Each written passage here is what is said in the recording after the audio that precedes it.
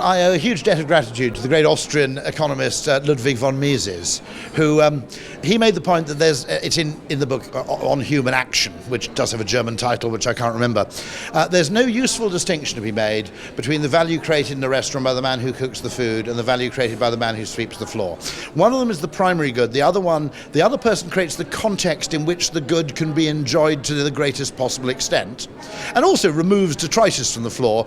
Don't forget, a really good meal can be ruined by having one of the tines of your fork slightly out of alignment. So the idea that there's a kind of objective definition of value, which the Austrian School of Economics quite rightly rejected, is nonsense. You can generate value in the brain just as easily as you can on the factory floor, and arguably using fewer resources as well. I think my definition of marketing, simply the science of knowing what neoclassical economists, non-Austrian economists are wrong about. I'm being very deferential to my hosts here. Simply because the assumption of perfect information and perfect trust is such a ridiculous assumption on which to build a discipline. Now, in physics, it's accepted that you make assumptions. You assume that a ball is a perfect sphere when it isn't quite. You assume no air resistance. Now, that will still get you within a ballpark of where the ball's going to land, making those assumptions. Okay. Now, making the assumption that humans act on the benefit of perfect information and perfect trust, and are therefore trying to optimize every decision, is the most ludicrous and ridiculous assumption, which gets you nowhere near a ballpark attempt at predicting human behavior. The Austrians, again, sorry to big them up so much, quite rightly, they had a discipline called praxeology. And praxeology is effectively the study of human, it's the decision sciences, the study of human decision-making and action. And they define economics as the study of praxeology under conditions of scarcity.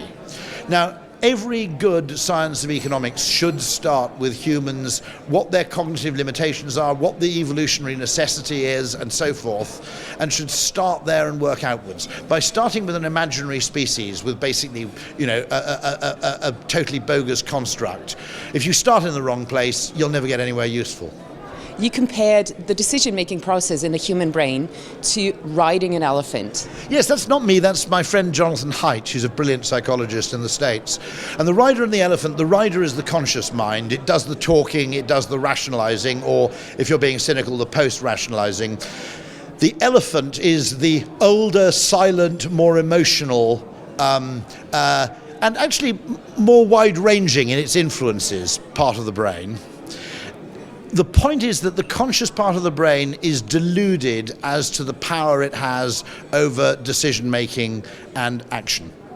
And so, to use a phrase which no one can quite credit properly, but I think it's a great phrase, our conscious brain thinks it's the Oval Office, when in reality it's more like the press office. The real decisions are taken somewhere else, and what we do in consciousness is post-rationalize a plausible-sounding story that explains them, but which doesn't really understand what the reasons were to begin with.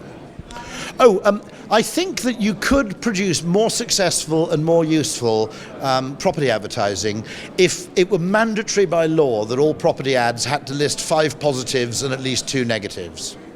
Because I think in some cases, of course, people are looking for negatives. They're looking for a property they want to do up. For example, they like living next to a railway track. Living in the Heathrow flight path is actually a bonus if you're a plane spotter.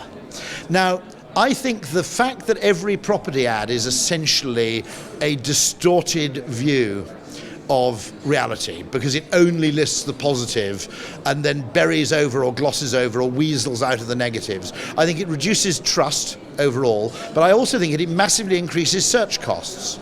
Because I'd be quite keen on buying a house next to a really noisy pub, because I always stay up till 1 o'clock in the morning anyway, so it's no downside. So I'm probably saving £50,000 because I'm not competing with neurotic noise obsessives for the same properties, and I've found a little niche property which suits my own particular mix of foibles really quickly and really well.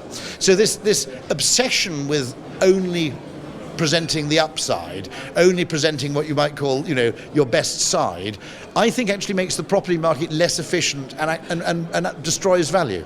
Since I'm talking in the kind of home of Gropius and various people like that, I would like to say I think that, and I've spoken to other behavioural scientists about this, particularly Shlomo Benartzi, we both believe that good design and good architecture contributes in an enormous degree to human happiness and well-being. and also contributes to happiness and well-being in an enduring way, in which just the novelty of a larger house doesn't necessarily, the pleasure of that doesn't necessarily endure in the long term.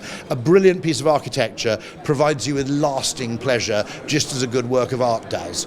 And yet, really great architecture doesn't really sell at any premium to indifferent architecture of the same size and the same location. Or if there is a premium, it's pretty nugatory. That seems to me crazy.